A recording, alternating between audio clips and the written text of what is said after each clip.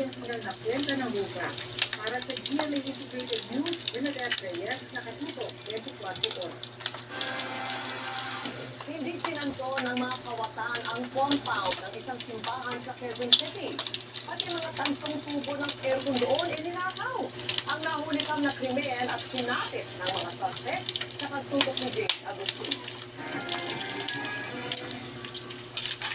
Pinagtulungan ng tatlong lalaki na ibaba ang mga property mula sa isang tricycle sa pagkakita ng barangay Roman, Quezon City. Madaling araw nitong Sabado, ito sa gilid ng kalsada at sa kainayos. Ang mga property pinako pala nila sa compound ng isang simbahan. Sa CCTV, isang lalaki na kinukuha ang mga property ng air conditioning unit. Ayon sa pulisana, diskobre ng isang empleyado ng simbahan ng pagnanakaw. Nasilip ng ating kumpilan na sa kanyang cellphone na yung sa live CCTV footage na mayroong nagaganap na pagnanakaw dun sa nilang simbahan. Bandang alas 2 ng umaga.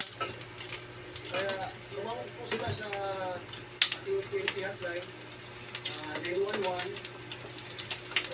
Kagagad po na nakapag-responde ating kapulisan. Sa mga operation ng pulisan na aresto ang tatlong suspect. Natuto ng ginamit nilang tricycle, pero hindi na nabawi ang mga ninakaw na pa-pursue. Inalam pa raw ng pulisya kung may grupo pinabibilangan ng mga suspect na ganito ang modus. Kasi kung mga suspect, mayroong mga previous